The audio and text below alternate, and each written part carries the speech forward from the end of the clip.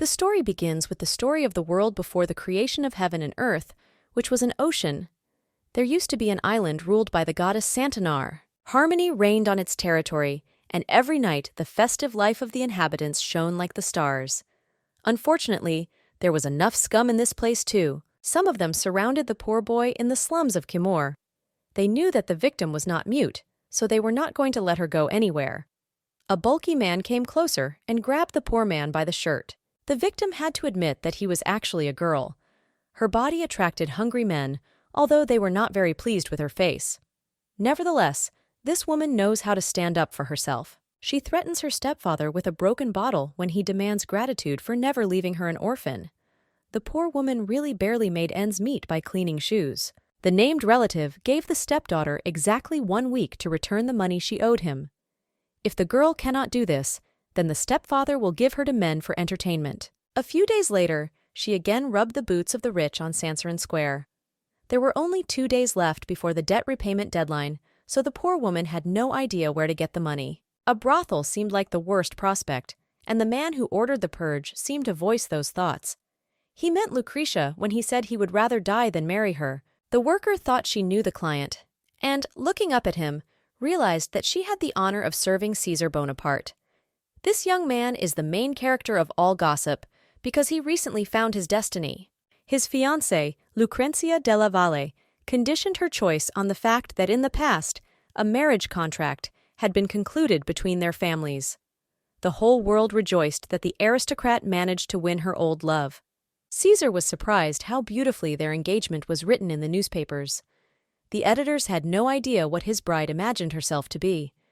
He nervously took out a cigarette, addressing his friend. Meanwhile, all conversations flew past the worker because she did not believe that she had met a person.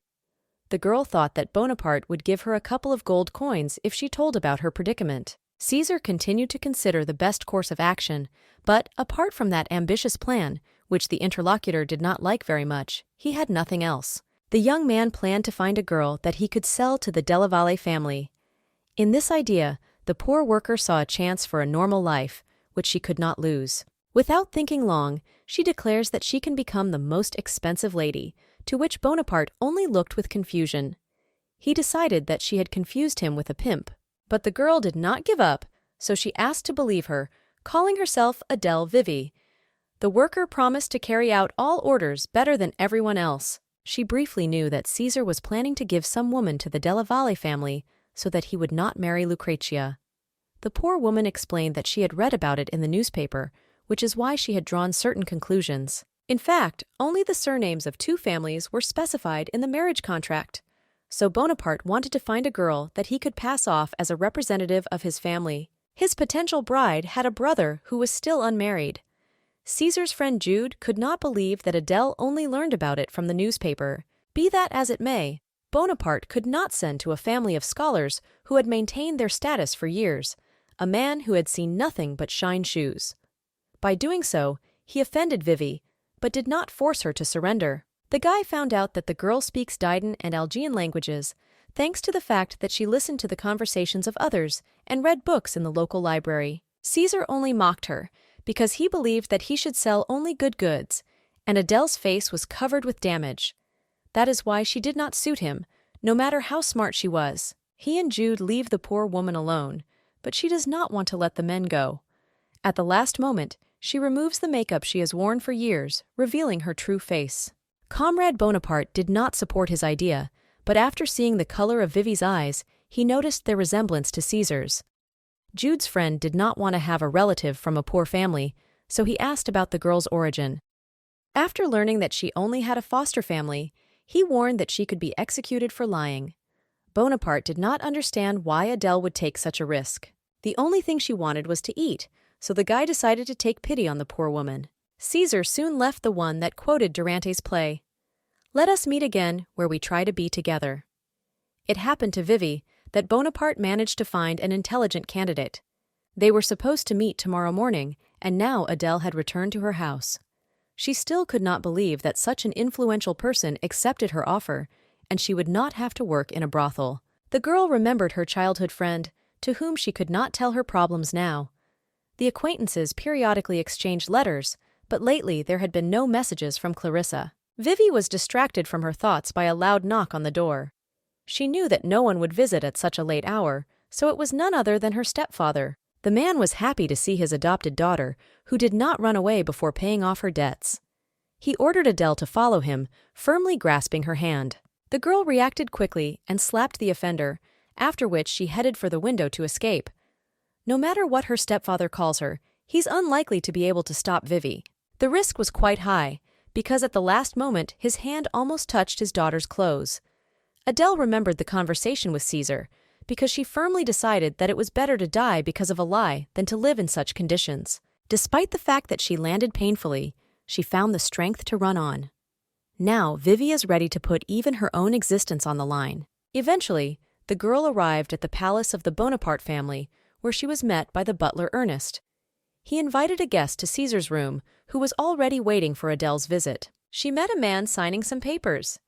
The appearance of the poor woman scared the owner, but he continued jokingly calling her little sister. Vivi had to tell the named relative everything, so she told about Nino, who lived in the slums of Timor and ran a shoe polish. Adele was convinced that her stepfather would continue to look for her, because she had not paid for her own safety.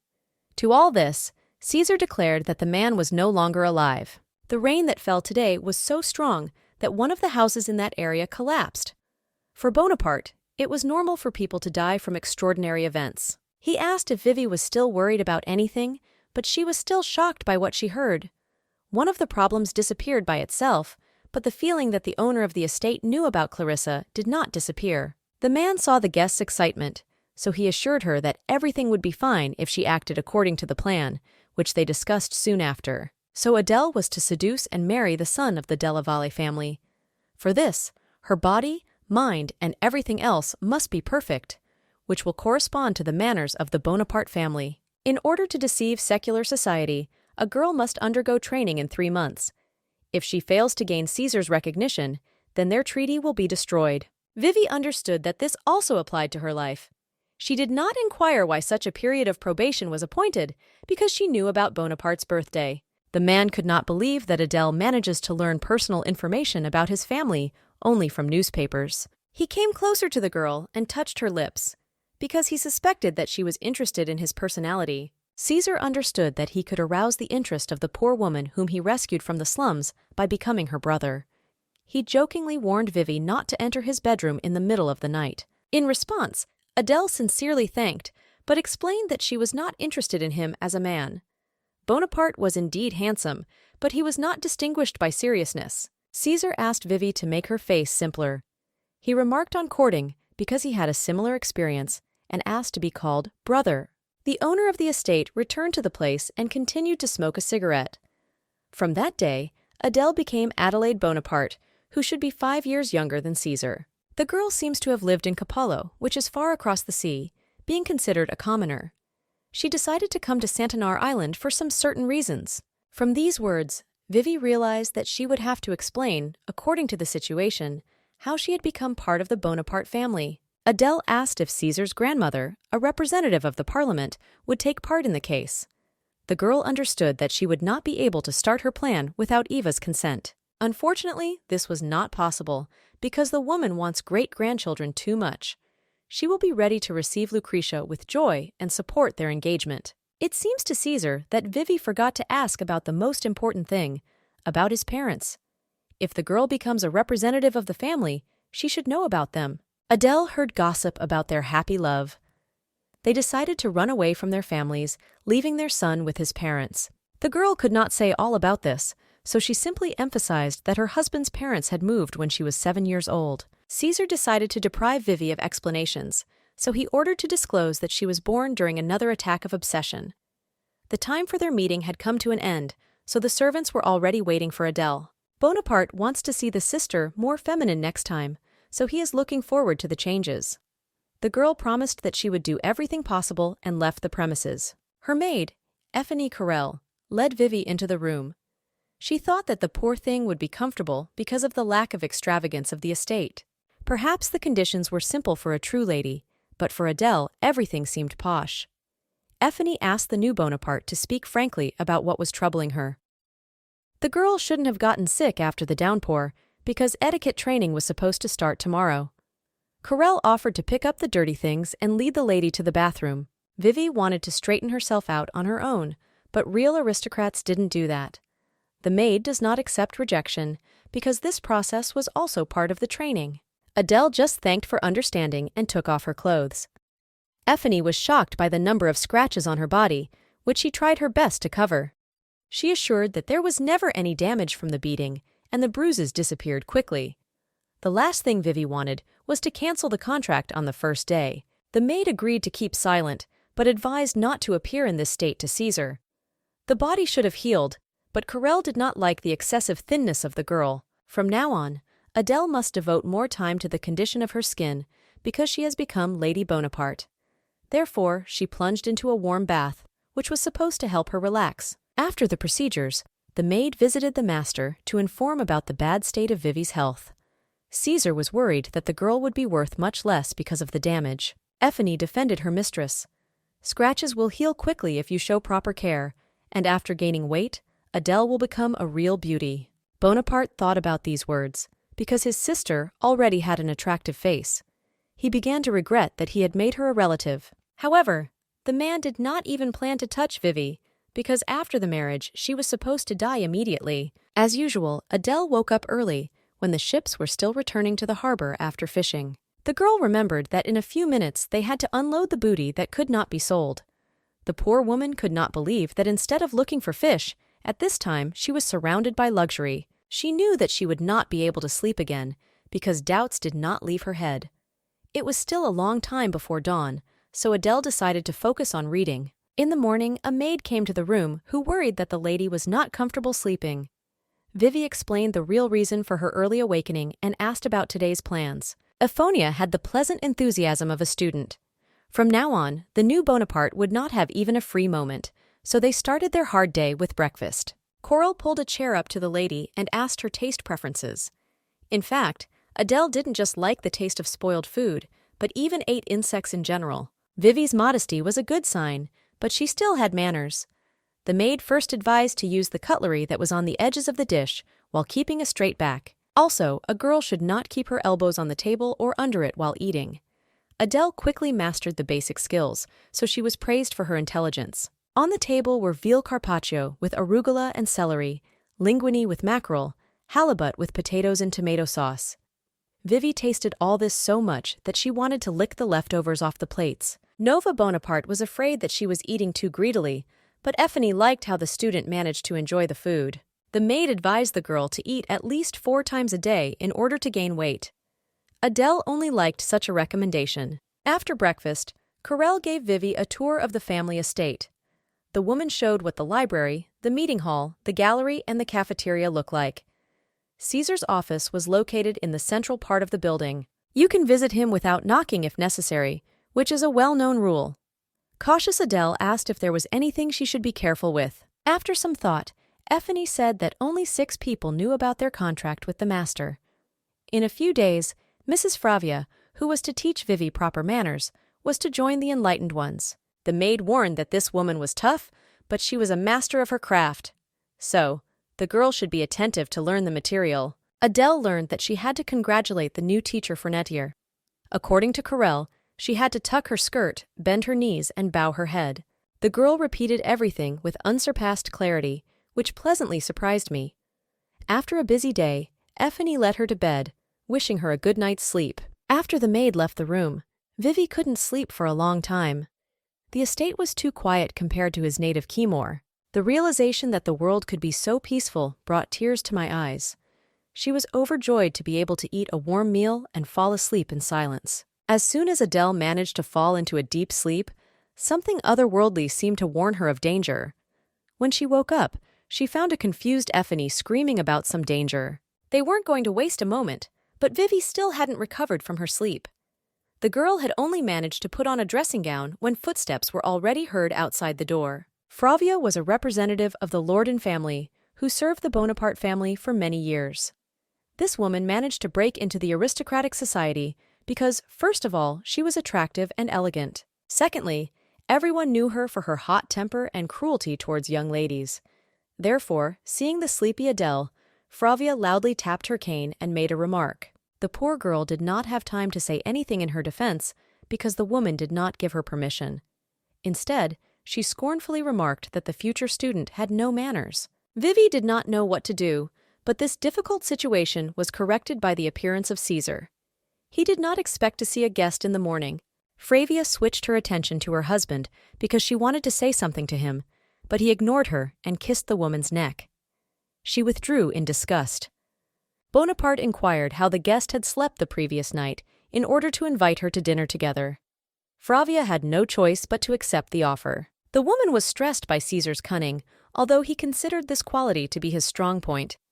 He saw a puzzled Adele. The man emphasized that he should have come later so as not to interfere with the girl's morning routine, thus causing her upset.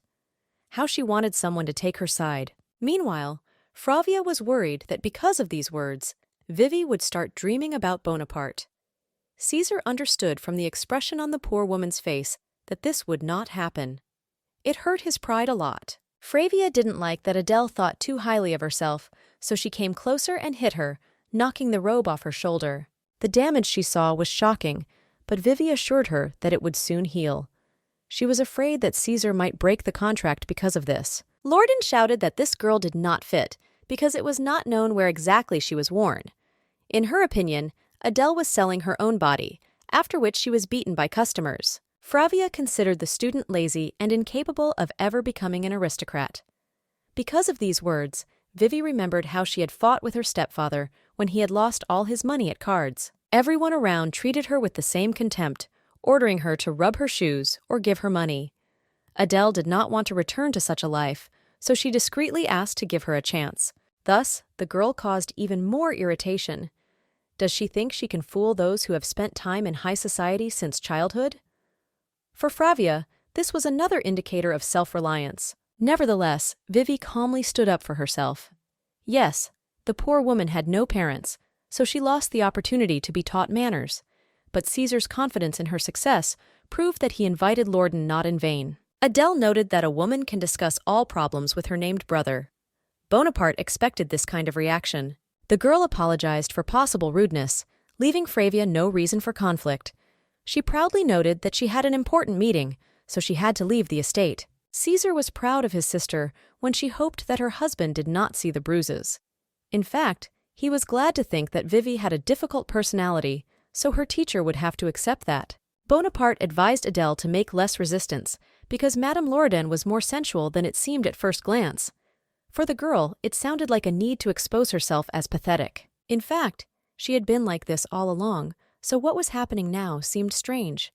It all resembled a game in which one should choose one or another model of behavior according to the situation. In Caesar's words and actions, Vivi sensed a provocation intended to gauge her reaction.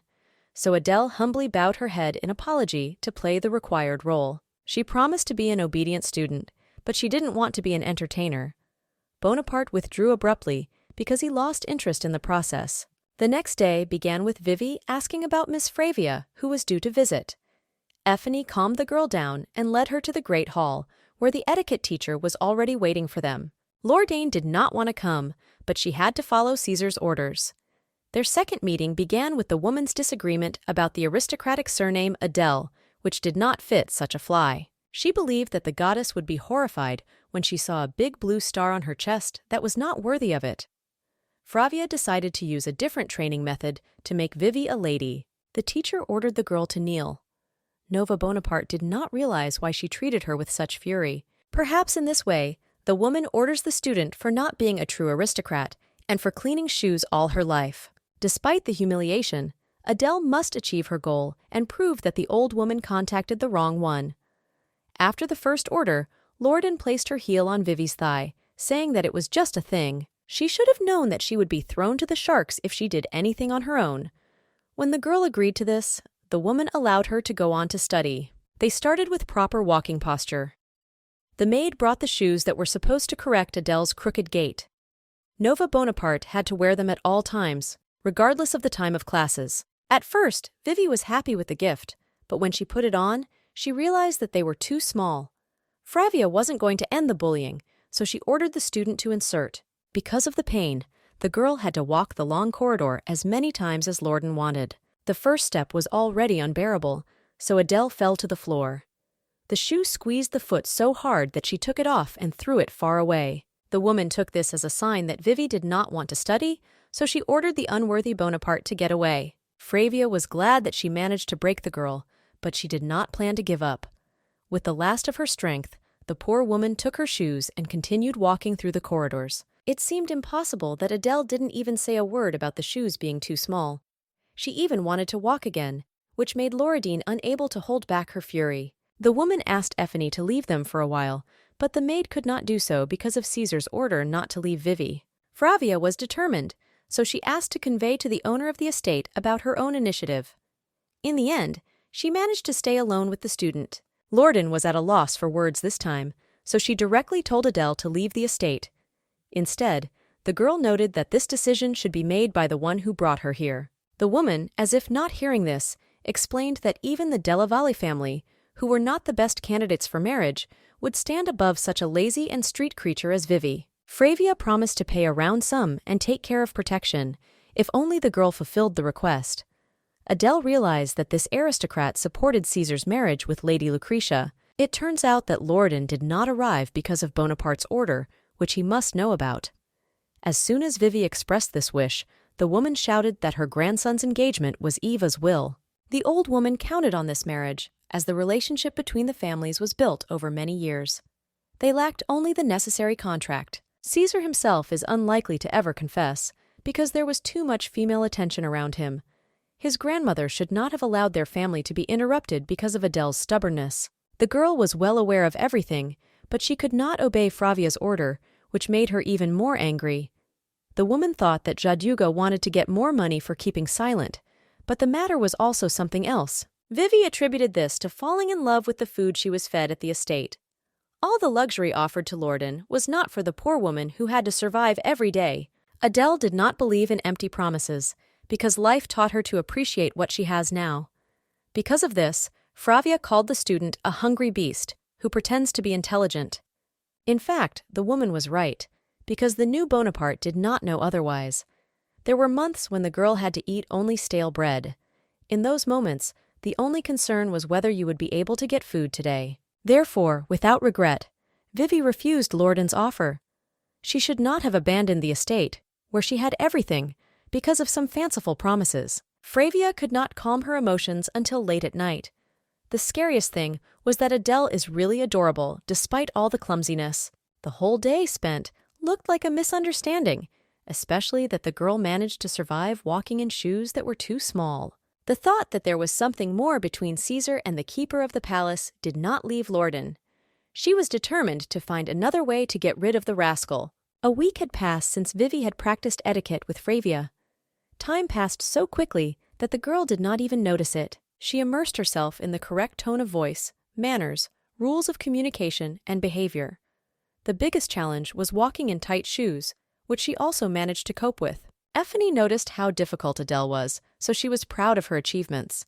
The maid was convinced that Lorden would notice the progress as well. During the walk, Corelle did not stop and praised the newcomer for the speed of learning the material.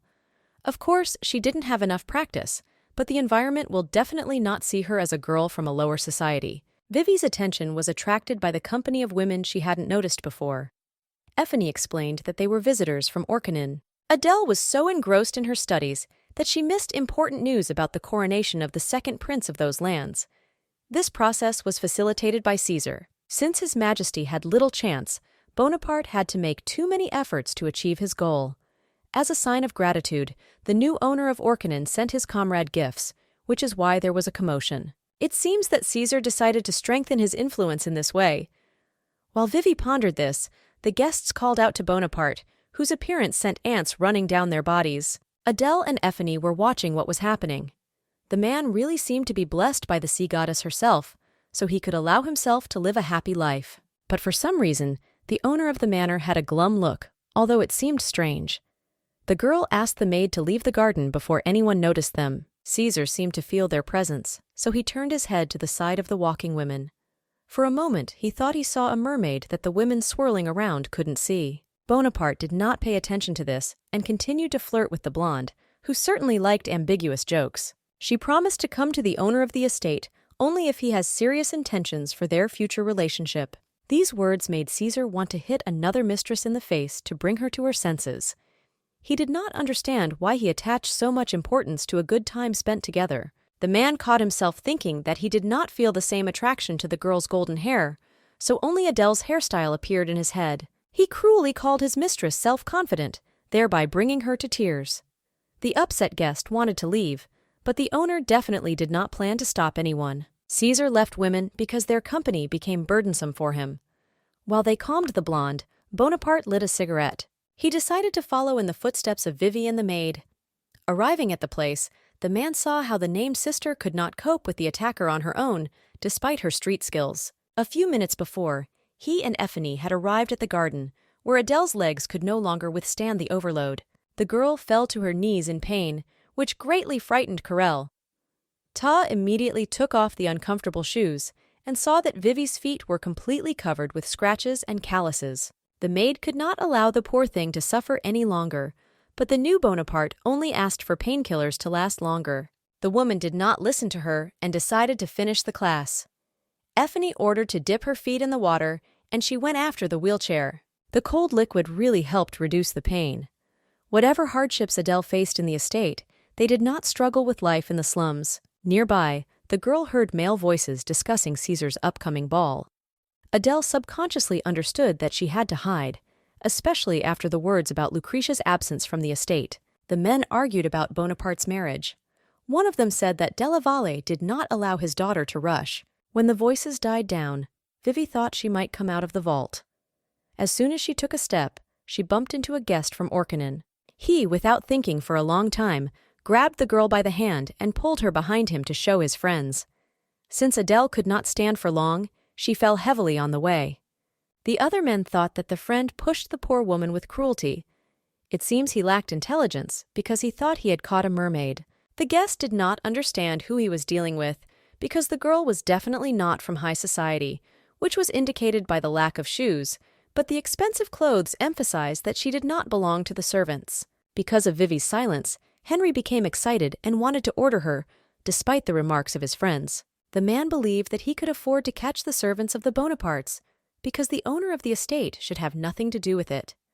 Adele felt a lot of pain due to the strain on her arm, so she made a remark. Vivi managed to show off the lady, who warned that the abusers would regret it if they didn't let her go.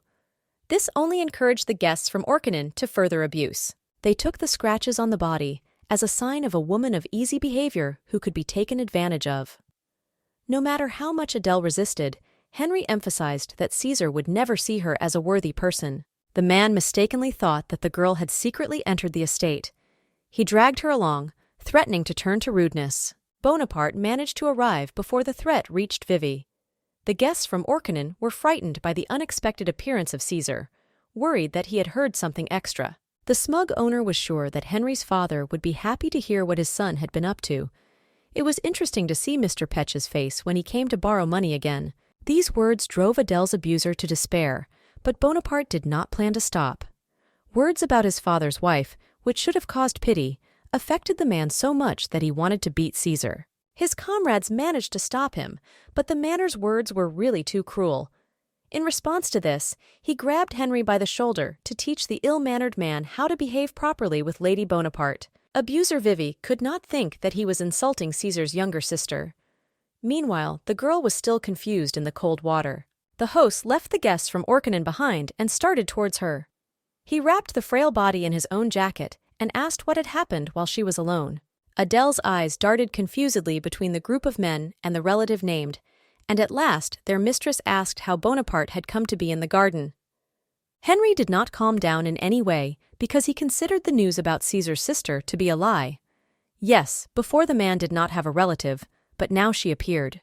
The host did not think it necessary to delve into the details of the love between his parents in order to clarify the situation. The guest still tried to justify his behavior by the fact that at first he did not recognize the girl as a representative of high society.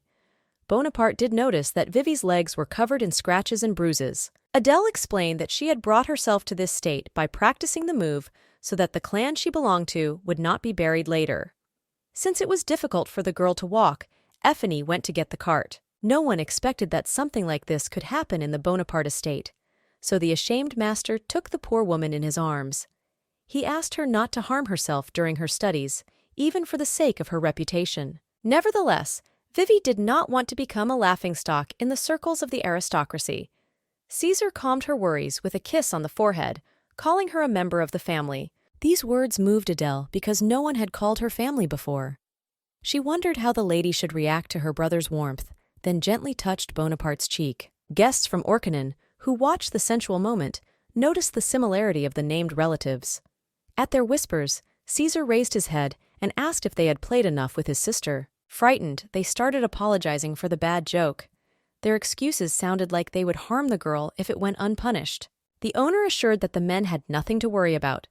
He also didn't know their whole family, so he could let them do whatever he wanted. Leaving the offenders behind, Caesar and Adele in his arms went deep into the forest.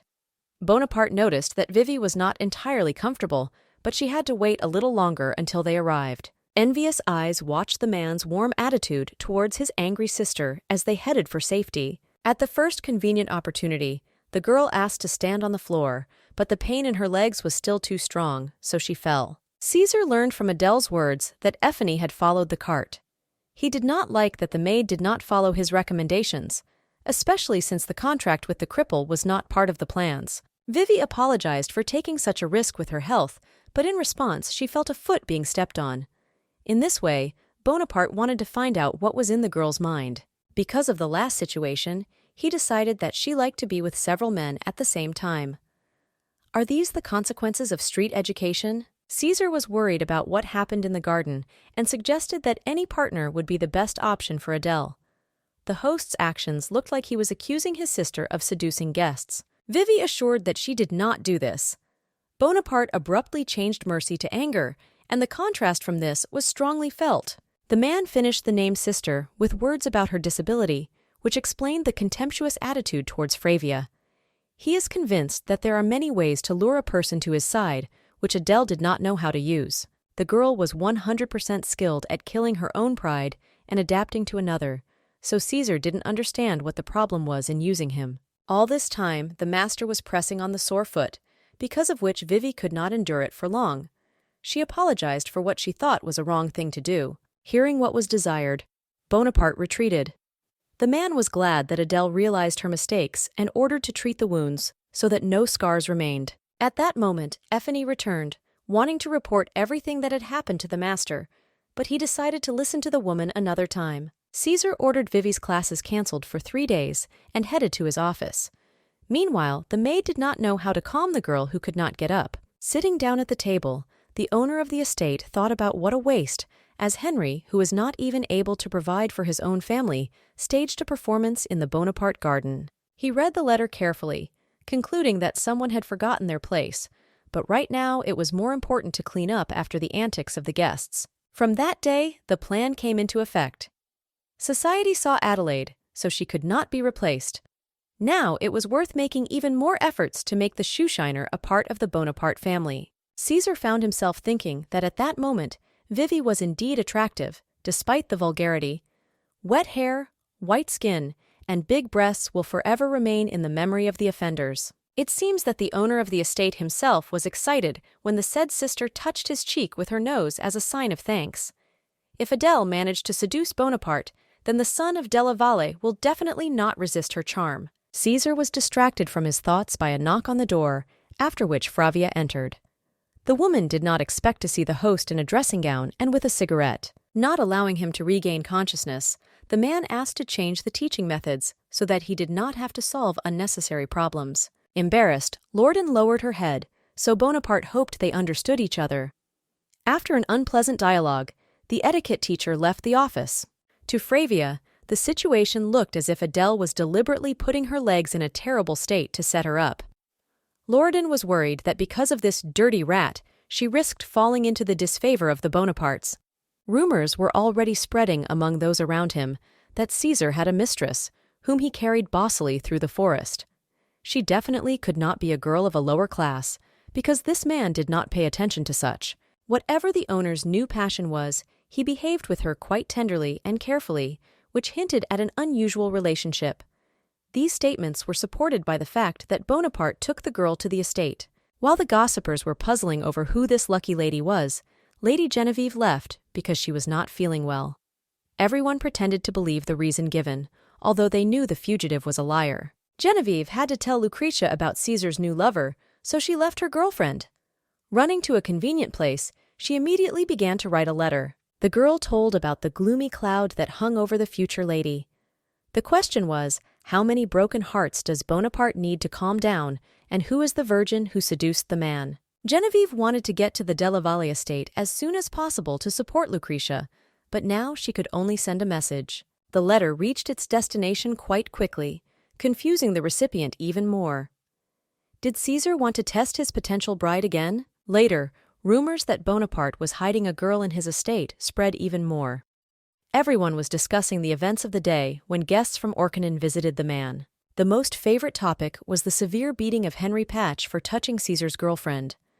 Rumors were confirmed by the fact that Caesar forgave this man's family a large debt. Flavia could not stand that the family of her friend Eva was covered with dirt, so the woman firmly decided to get rid of the root of the problem, Adele. She flew to the hall where the girl was honing new skills. Lorden was surprised at the drastic changes that had happened to Vivi in 3 days, so for a moment the gift of speech was taken away from the woman. Nova Bonaparte looked healthy, and not a trace of the scratch remained on her body. The girl somehow reminded Serena, who attracted sailors with her beauty. When the voice returned to Flavia, she accused the student of appearing wet and barefoot in front of men. Lorden believed that Adele should practice in the estate and not wander the streets. Vivi apologized guiltily, but Effie wasn't going to put up with unsubstantiated remarks, so she cut in on the conversation. The maid wasn't that well versed in etiquette and beauty, but she noticed that Vivi's gait had changed a lot, which was the credit of the strict teacher, so they should move on. Lorden did not like that Carell sided with Adele, and in addition to this, Caesar himself was not indifferent to her. The woman can do nothing but heed Effie's advice. She knew she had to get rid of the homeless before the end of their training, so she had to act immediately. After the next lesson, Flavia was not satisfied that Vivi behaved too well. The girl learned quickly and did not throw tantrums, unlike real ladies. The teacher did not have even one reason to complain, because Adele was also distinguished by her diligence. A familiar voice distracted her from her dizzy thoughts. It was Lucretia who visited the Bonaparte estate. Mrs. Della Valle was definitely the first beauty among the high society and the dream of men. The lady carefully asked if Lorden was feeling well. She explained her visit by the fact that she supported the trend of other aristocrats who came to this.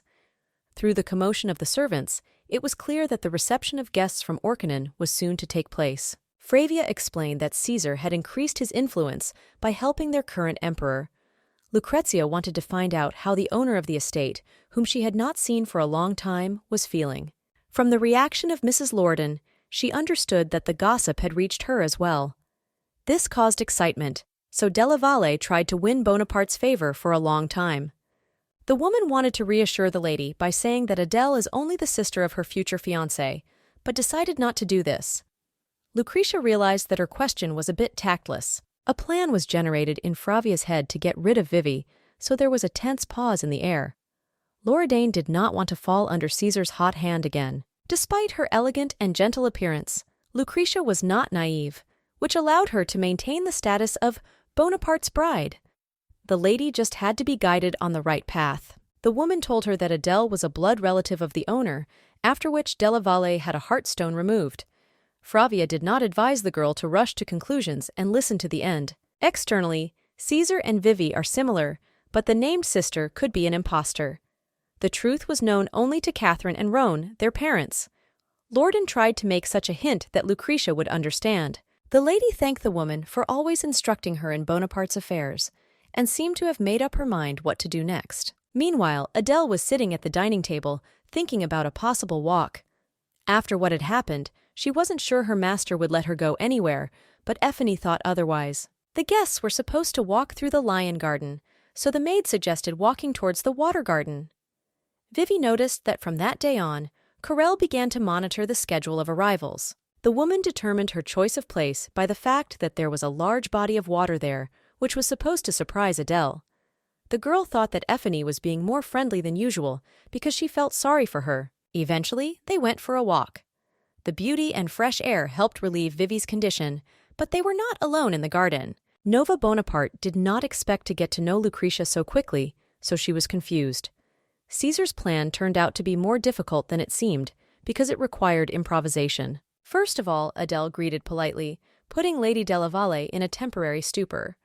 The lady saw Vivi for the first time, because she had just made her debut in aristocratic society. So, the time has come to explain to which family the girl belongs. Lucretia knew that in the upper circles they liked to joke, but it had gone too far. She thought that Adele was Caesar's new bride, but she quickly explained that she was the master's sister, who had been living away for a long time. From these words, Mrs. Della Valle realized that the Bonapartes must have lived in the same estate, which Vivi confirmed. She offered the future bridegroom's sister to visit another part of the island with her, but Adele felt some kind of threat.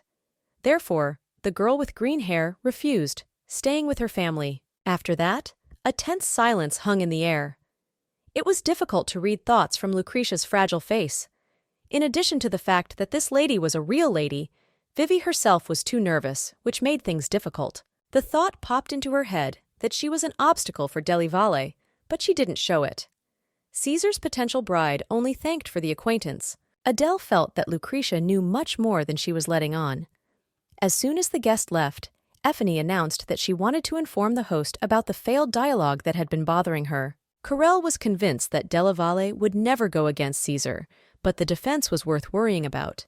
Still, the future waves before the eyes are not as scary as the reefs under the water. Meanwhile, Lucretia was riding in a carriage with her servant.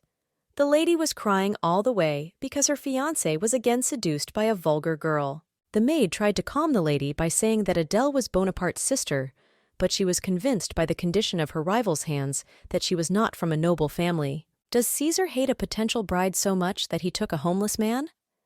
Lucretia did not want Vivi's charms to fall on her brother unless Bonaparte succumbed to temptation. The subordinate began to believe the lady's tears and said that they must act as soon as possible before Adele became pregnant by the owner of the estate or became part of the Della Valle family. Hazel offered to get rid of the rival, but the lady did not want to do it because of fear. Tears did not stop dripping from the aristocrat's eyes, so the maid felt sorry for her. The young girl wanted to help Lucretia, no matter what the cost. After these words, the lady felt better. She was glad that she has a faithful friend who is fighting for her future happiness. As soon as Della Valle hugged Hazel, the tears left her face. Another manipulation worked, and the plan was set in motion. Guests from Orkanen came to the Bonaparte estate. All subordinates were diligently preparing for the upcoming reception, and Adele was carefully watching them. She decided to visit Caesar, but forgot that one should not knock on the door before entering. When Vivi entered the office, she saw the owner with a man. While signing the documents, Bonaparte asked the condition of his sister's legs.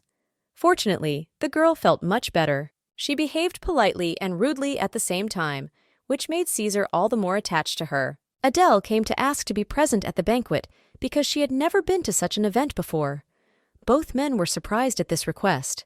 Bonaparte did not expect that the sister could be so sweet. It seems that the girl has started to get used to it. G.D. Manfredi, who was watching the dialogue, reminded him of his presence.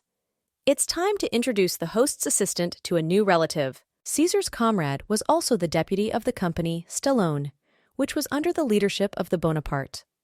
The owner of the estate asked to treat Adele with understanding because she was getting used to a new life. G.D. took a liking to Vivi, whose appearance resembled a mermaid as soon as she entered the office. The man, to some extent, envied the owner's luck. They had to go back to reviewing the documents.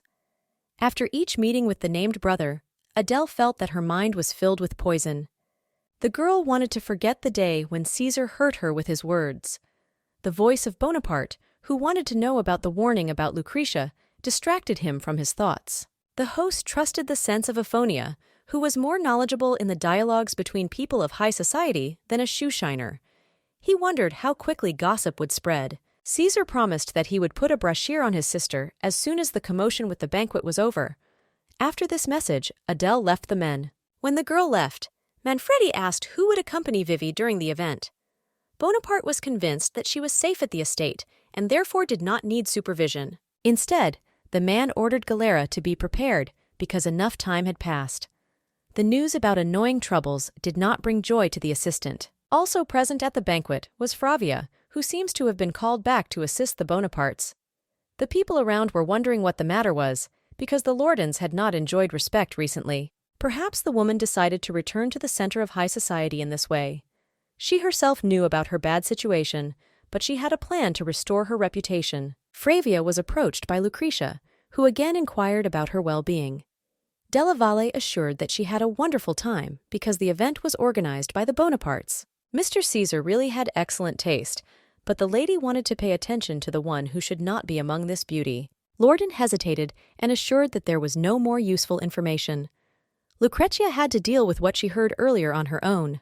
Della Valle makes a trump move and threatens to tell the master of the estate that Fravia doubts his sister's parentage and openly declares it. At that moment, the woman realized that she had set a trap for herself. The lady was cunning, so she pretended that she could not take responsibility for valuable information. The two aristocrats were in the same boat and had a common enemy, so Lucretia suggested a confidential agreement. Lorden had no choice, so she agreed, asking what the girl wanted in return. As all the guests left for the dance, Effie braided Adele's hair in preparation for the banquet. As much as Vivi wanted to see the maid next to her, she could not leave because she did not belong to high society. Everything looked as if the new Bonaparte did not want to go, so Carell assured that the girl would attract all eyes with her beauty. Adele understood that the more a flaw she showed, the less attention she would attract. According to Effie, getting ready for the ball was always more fun than he himself, since Lady Bonaparte can't wear the same outfit twice. The maid assumed that the girl would be able to walk down Bellastella Street every day. Vivi realized that she had never been there, because everything in this place looked so blinding that she couldn't even touch it. The names of the stores also sounded fascinating. During the conversation, the preparation went faster. Carell assured her that Adele looked flawless, but they were distracted from finishing the process by a knock on the door. They weren't expecting anyone, but Fravia's figure appeared outside the door. The unexpected guest had urgent business for Effie. Lorden relayed that the chief needed information about Mr. Caesar, which is why the maid's records were needed. Carell was forced to warn Vivi about urgent matters. The woman did not want to leave Adele because she had a bad feeling. Effie left the room, and Fravia, who closed the door, cast a contemptuous glance in the direction of the said Sister Bonaparte. Vivi remained waiting for the ball and a walk along Bellastella Street. Because of this, she could not concentrate on reading the book. Adele heard footsteps behind her, but she was convinced that the servant should not have returned so quickly. The feeling inside suggested that it is better not to open the door before disaster. The girl did not understand where the warning voice came from, because she was alone in the room. Perhaps the hallucinations arose on a nervous basis. Not long after, Hazel flew in, dressed as a maid, because she had an important message. Anxiety did not leave Adele, but she had to go to Caesar. Vivi found it strange that the Bonaparte family had such a young servant who wore clothes that did not fit her. In the end, the girl decided to go to her brother, who seemed to be waiting for her. Hazel led Adele to the roof, but she stopped halfway, because she did not have the strength or desire to climb further. She continued to walk on, only because Caesar was not one to explain his actions. They arrived at their destination, where Vivi's scarf was blown away by the wind. The girl tried to catch up with the thing, but it was in vain. Meanwhile, the suspicious maid pushed the new Bonaparte in the back with all her might, after which she lost her balance and fell down. Although Hazel apologized, she was not at all sorry for the evil deed. Meanwhile, Caesar was receiving greetings from those invited because of his membership in Parliament. Everyone was proud that the man also managed to help crown the emperor of a neighboring country. Since he was a cousin of Bonaparte, the owner of the estate secured a more weighty voice. Caesar looked like a man who had everything he needed for a happy life. There were rumors about the future wife of an enviable bachelor. Will Lucretia take this place?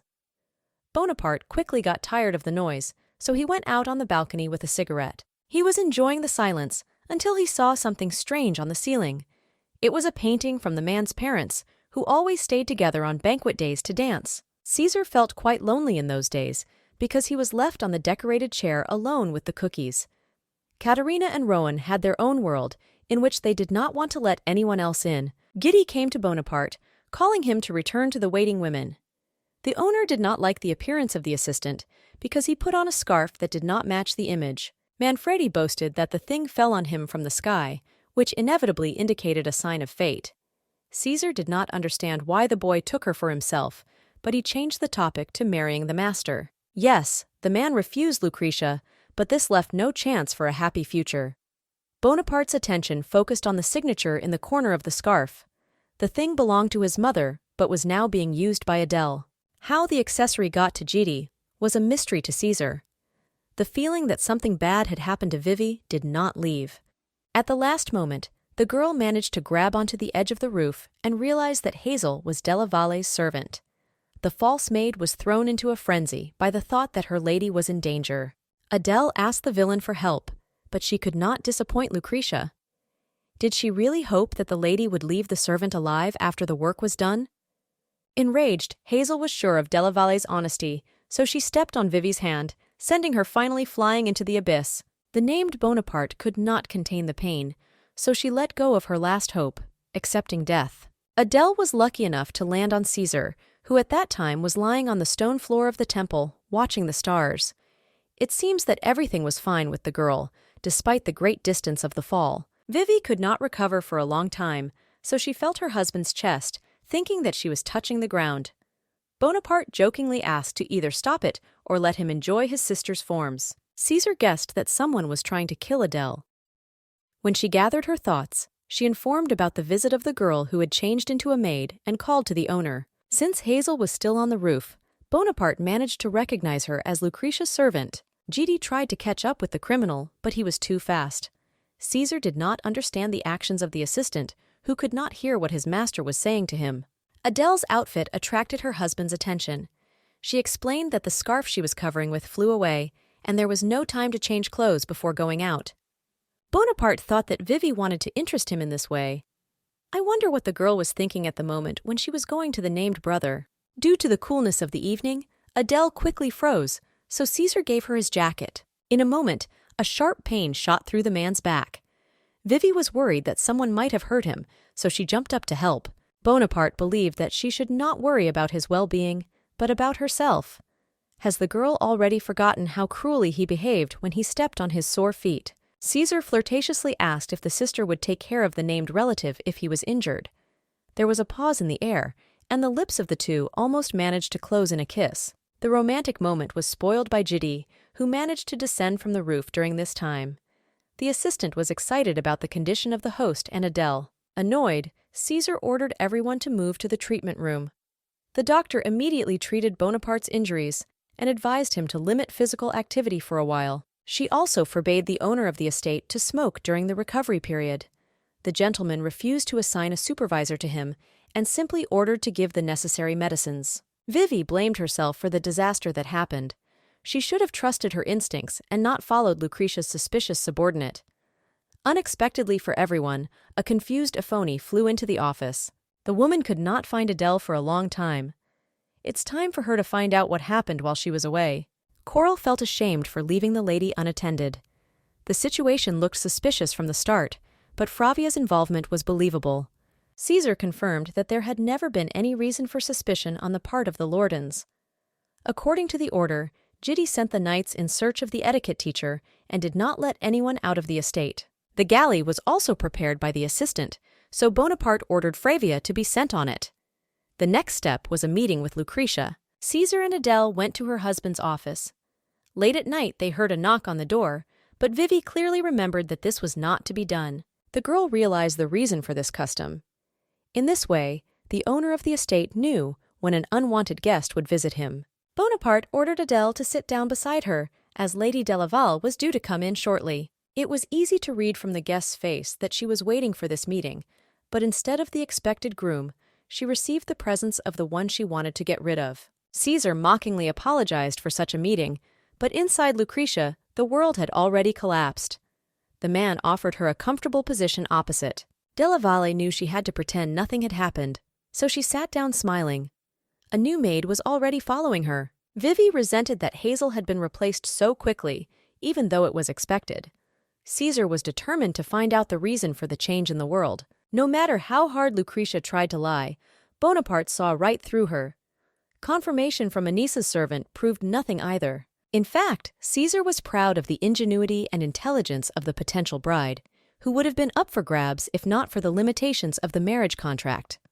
Della Valle thanked for the kind words. She looked like she hadn't tried to kill Adele recently. It seemed that there were no other thoughts in the lady's mind except for Bonaparte. Lucretia noticed scratches on the man's body, the origin of which he was not supposed to tell. They exchanged glances with Vivi and decided to act. Caesar pressed the named sister closer to him, explaining that a mermaid fell on him from the sky. The owner of the estate gently kissed the girl on the forehead, worrying about her condition. Bonaparte considered his suffering better than Adele. She also did not want her husband to be injured because of her. The couple periodically caught Della Valle's piercing gaze. She had to intervene somehow, so she offered to care for Caesar. The man could not accept help from the one who seemed to be innocent of anything. Moreover, Vivi had to take care of him. Lucretia pretended to be worried about what others thought of her sister sharing a room with her brother. Bonaparte laughed for a long time because he did not want to give Adele to Della Valle's brother. It seems that the mention of a relative was the last straw for the lady. The tension in the room grew every moment. In the end, Caesar announced that he would forgive Lucretia for the first time, but if she did anything similar, he would be in trouble with the entire Bonaparte family. At the same time, Fravia couldn't shake the thought that Ms. Della Valle had failed and betrayed her involvement. A figure in a black robe entered the woman's room. It was clear that Lorden would not be able to avoid punishment for treason. The man who came took off his hood and ordered Fravia to obey Caesar's order and follow him. He led the woman to the carriage, after which they took a direction deep into the forest. The woman did not even suspect where she could be taken and asked for a meeting with Bonaparte to clarify the situation. The knight who took her didn't seem to hear the tantrum, which made Lorden even more furious. At the last moment, she realized that they were heading to the port, where Giddy was waiting for the woman. No matter how Fravia begged to take her back, no one listened. Manfredi only laughed at the words about the threats. Lorden herself betrayed the person who did this, thus violating the main rule of the vassals, omerta. It consisted in a code of silence that strengthened every noble family. Every transgressor was met with a well-deserved punishment, and Fravia was no exception. The woman excused herself by saying that she had only assumed Lucretia's involvement, but her words were too confident for that. Still, it wasn't about Judy. His main goal was to finish what he started. Caesar's assistant said that Galera was built in 840. The vessel will carry flour, bread, salt, sugar, biscuits, and essentials such as soap and candles. Lorden is allowed to use everything as needed, but she must swim to Sorek and back. The woman understood that she was being sent to the farthest place from Santanar. Surviving on an old boat in the open sea was a difficult task. If Fravia succeeds in doing this, then it means the will of the sea goddess, which gives Caesar a reason to forgive her mistakes. After Giddy finished his explanation, the matter passed into Aher's hands. He firmly grabbed Lorden by the hand and pulled him on board. Behind them came the screams of a woman whom no one wanted to give a chance to. Manfredi only wished her a happy journey and warned about the goddess's jealousy. Fravia set out on her journey with the thought that she had harmed the good of the Bonaparte family. That very morning, Effie helped with Adele's care. The maid was glad that the girl was not injured after falling from a height. Vivi wondered if they had found the servant who pushed her that day. Coral said Hazel was found in a sewer with her face mutilated. It was difficult to recognize her, so the person was determined by the color of her hair. The victim was not wearing any clothes because someone was trying to get rid of the evidence. In addition, numerous scratches were found in the same place where Caesar's wound was located. Ants ran up Adele's body from what she heard. No one could punish Lucretia because there was no direct evidence of her involvement. Vivi was offered an unofficial revenge, but too much attention was drawn to Ms. Della Valle. Lady was the first beauty who gave her talents to many families. Society can't stand it if something happens to her, and Adele understood that very well. Effie also had good news about canceling classes for Vivi from today. Caesar decided that it was time for the girl to demonstrate her knowledge, so she had some time to rest. The maid hoped that this would be enough to treat the wounds on her legs. Coral decided not to say anything about the fate of Fravia, but only said that Adele would have a new teacher when Bonaparte found time to search for him. Vivi guessed that Caesar had dealt with Lorden after all. Effie asked her when she would be able to try on her outfit for going out so she could look after her master. After the water procedures, the girl went to perform the duties of a sister. She brought Bonaparte the necessary medicine and found him resting in the loggia. Adele was placed on a tray to begin treating the wounds. When Caesar took off his shirt, the girl caught herself thinking that his broad shoulders, the beautiful curves of his back, the scars on his arms, and the lines only added to his charm. Without noticing it herself, Vivi watched the owner of the estate for a long time until he made a remark. The self-satisfied Bonaparte knew his strengths, but he was flattered by Adele's attention. He was worried that she would not be overexcited by the sight of an attractive man. The girl firmly denied everything, and Caesar at this time was already lying on his stomach.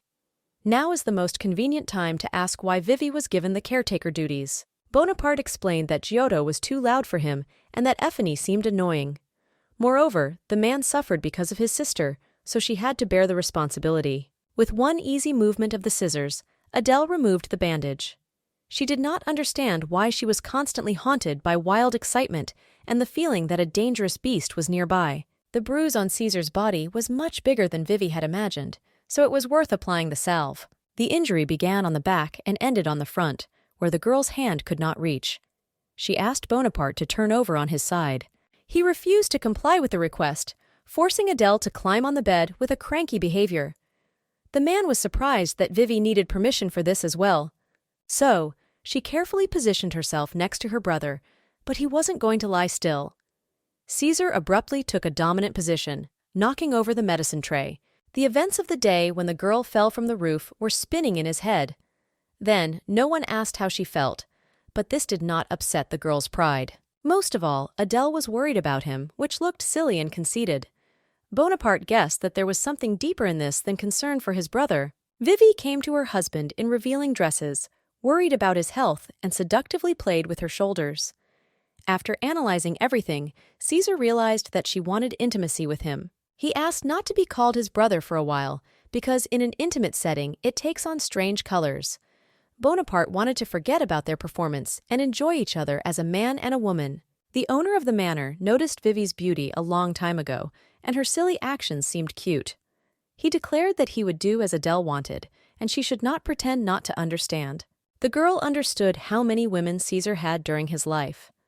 There were so many of them that the man began to be disappointed in all of them. There was no need for the named sister to occupy one of these places, but it just happened that way. Bonaparte had always thought that Vivi was playing the part, so he was glad that he had chosen a talented actress. At the same time, the worry that they would use it and then throw it away did not leave the man. Caesar was about to touch Adele's lips in a moment, but thoughts about the ruined contract with the Della Valle family did not leave his mind. As much as he wanted to, he had to restrain himself now so that he could enjoy the girl later without ruining the plan. Bonaparte did not have time to relax the pressure when the scissors were at his throat. It seems that Vivi was determined to defend herself, even pretending to be sick. Caesar cautiously asked why she took up a cold weapon. In fact, the girl was ready to cut his throat if necessary. The man forgot that he had taken Adele from the slums, so he squeezed both of her hands to reassure himself. Now she will not be able to do any harm to the named brother. Bonaparte was surprised that at this moment, Vivi offered almost no resistance. She thought only of how disgusting Caesar looked, and the girl herself had a shy look. The man felt that Adele might break, so he let go of her wrists. He thought his sister hated him, but that wasn't the case. Vivi did not want to be intimate with Bonaparte, because she did not want her body to rot. For Caesar, these words became more offensive than hatred. He ordered the girl to treat his wounds, because the man was in a hurry. The owner of the estate, getting out of bed, considered how best to deal with Adele. He really felt sorry for giving Vivi to the Della Valle family. In a few hours at the Parliament session, its members thanked Bonaparte for his hospitality to the recently departed guests from Orcanin. Caesar behaved more modestly than usual. The man with the thick beard had heard that Lucretia had been invited to the ball, so he was waiting for happy news about the couple's engagement. Bonaparte explained that he wanted to speak with Madame Della Valle and nothing more. He wanted to introduce the lady to her sister, who had been sent to her brother's estate by her parents. Everyone present was shocked by the news of another child in the Bonaparte family. Caesar kept an intrigue, so he planned to introduce Adele in a few months at a debutante ball. It was on that day that the girl was supposed to meet the son of the Della Valle family. Other members of Parliament guessed that Bonaparte planned to marry his sister to a member of a friendly family. The man confirmed this theory, but did not want to part with Vivi so quickly. Luca della Valle carefully listened to Caesar, who considered such a decision better than giving Lucretia for an irresponsible son of the Bonaparte family. Eva was outraged by her grandson's words. Later, Gidi played. But when he saw Adele, the boy moved towards her to once again compliment her on her unparalleled beauty. The senseless chatter was stopped by Caesar, who threw ink at the assistant. Vivi was acting like a real lady, so she ignored everything and politely said hello. Bonaparte saw the girl for the first time after the unpleasant situation, so he felt her embarrassment. He assured that he had called his sister today for another purpose. From today, Adele was to be accompanied by Aegir Carrel, who was Ephanie's younger brother.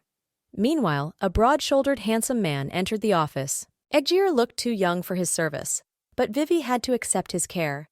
The young man promised to serve with truth and faith. Gidi was proud of how quickly Carrel adapted to the situation. If Caesar had been in a hurry, the boy would have learned that Adele was not a member of the family, but almost a month had passed since the girl had lived in the estate. It was time for Bonaparte and Manfredi to go on business, so the host ended his brief meeting with Vivi. He emphasized that he would not regret anything for the sake of his sister. Before leaving the office, Adele caught Caesar's eye on her. Those around them did not understand, but they felt that something was happening between the two. On the way to her rooms, the girl reflected on what a freak Bonaparte was. The man flirted and excited, showing his lousy character. By the way, when he was too close, Adele noticed a mole under his eye. The girl did not want to think about how attractive the owner of the estate seemed, despite the fact that he was a real psychos. He and Ephanie ran into an elderly man who called for a maid. She did not understand why Ernst called on them, but the answer made the woman embarrassed. Carrel asked to convey that they would need some time and followed the man. She reported that the head was waiting for Adele, so the girl had to go to the star room immediately. Soon, Ephanie was hurrying to gather Vivi for an important meeting. They wanted to see her because Caesar decided to tell everyone about his sister's existence. It seems that the chairman guessed the existence of the contract, so there was no point in Adele lying. The maid advised the girl to remain silent in case it would be difficult to answer something. When Vivi was collected, Carrel sent her to a dark room whose atmosphere did not match Santinar's weather. At the same time, the room blinded the eyes, so Adele did not yet understand what to do. She saw a stooped woman sitting at a table with a teapot. The girl waited until the end for the head to say hello first, because that was what the customs of their country demanded. Still, Vivi had to do it first, apologizing for being late. The woman continued to be silent and only advanced a handwritten message with a greeting. It turns out that the chairman, who was elected by all members of the parliament, had impeccable abilities and good grades, but could not speak due to health problems. Adele learned about it as soon as she got to the estate. Eva started the conversation with a neutral question about tea, the aroma of which the girl really liked. After that, Vivi noticed the woman writing and erasing things many times. After all, she saw a compliment about her beauty. It seems that the head decided to praise her. Eva knew that Adele liked her grandson, so she asked how comfortable she was. The girl replied that thanks to her brother's care, she spent wonderful days. The woman did not believe that Caesar could care about anyone, so she asked him how he did it. Vivi couldn't tell that he was just getting excited by her appearance, so she kept silent. Eva considered it ambiguous, so she asked if there was a love relationship between her grandson and Adele. The girl firmly assured that no. Lean Bonaparte assured that she was on Vivi's side. The woman did not care about the origin of the new family member, but Adele saw this as a provocation. They did not get close to Caesar to enter into a love relationship. The interlocutors caught each other's eyes, after which Eva was absolutely convinced that the girl was not deceiving. The head reported that she wanted to send her to another family. Vivi did not want to believe it, but within the same family, the couple's relationship has a strange appearance. The woman was satisfied with the bewilderment in return, so she agreed to receive Adele as Bonaparte. Eve even promised to give more, so her purpose remained a mystery. The girl did not understand why they should give her to another family if she and Caesar have feelings, and leave her if there is nothing. The woman explained without question that she wanted her grandson to feel loved because he had no happiness since childhood. Lucretia will not be able to cover these needs if she is around. At that moment, Caesar enters the room, who immediately grabs a notebook with correspondence. He decides that the grandmother is bored, so she decides to involve Adele in the fun. The man puts the notebook aside and comes closer to the grandmother.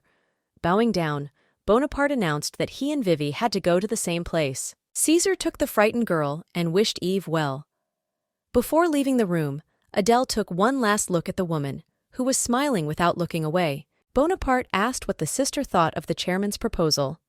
He knew about the grandmother's love for her grandchildren, so he was glad that Vivi refused. The girl noticed that they were heading for the main gate. Did the couple really have to go somewhere? And the husband's words were not just an excuse to run away. Caesar was going to take Adele to the place where all the women wanted to go with him. Nova Bonaparte could never have thought that she would have the chance to ride in the family carriage with 4 horses. This transport was so famous that it even appeared in newspapers. Carrying it in itself meant belonging to high society, because it was difficult to do in the narrow streets of Santanare. When this carriage passed through the city, it seemed that the whole country was shaking before the rule of Bonaparte. Eventually, they arrived at Bellastella Street, where Adele had long dreamed of taking a walk. It used to seem unreal, but now a girl can easily get here. Vivi noticed that despite his good mood, Caesar wasn't smiling. The man believed that everything was written on his face, so it is not necessary to show emotions. Adele had to adapt soon, which finally made Bonaparte smile. The girl did not have to hide the fact that she really liked Bellastella Street. He asked her to smile as well, because it looked like a pretty face. Was Caesar's unpleasant company to Vivi? This was not the case, so the man decided that he was simply not interested in her as a woman. Adele was confused, because she did not understand what had happened recently with the named brother. She pretended to be interested in him, but Bonaparte saw through the lie. The man noted that it will be difficult for Vivi to live with such a character. Vivi didn't understand why Caesar would play with a girl who wasn't attractive to him.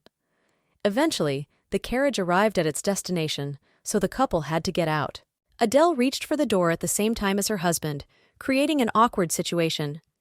She explained that she wanted to open them herself because she was worried about Bonaparte's back. Vivi did not mean anything extra, but only followed the doctor's recommendations. Caesar saw Eve's notebook, and what he read in it indicated the dire situation. It seems that the gentleman's pride was hurt, and the store employees, meanwhile, were actively preparing for his reception. Everyone wanted to look perfect in case Bonaparte came to visit them. This visit was profitable for them, because it gave a chance to increase sales for the month. For the gossipers, it remained a guess with which girl Mr. would visit them today. First of all, Caesar and Adele went to a jewelry store, where they were greeted by Bottega di Vezio. The man wanted to choose something unusual for his sister, so he asked the consultant to bring out those things that the Bonaparte family would like.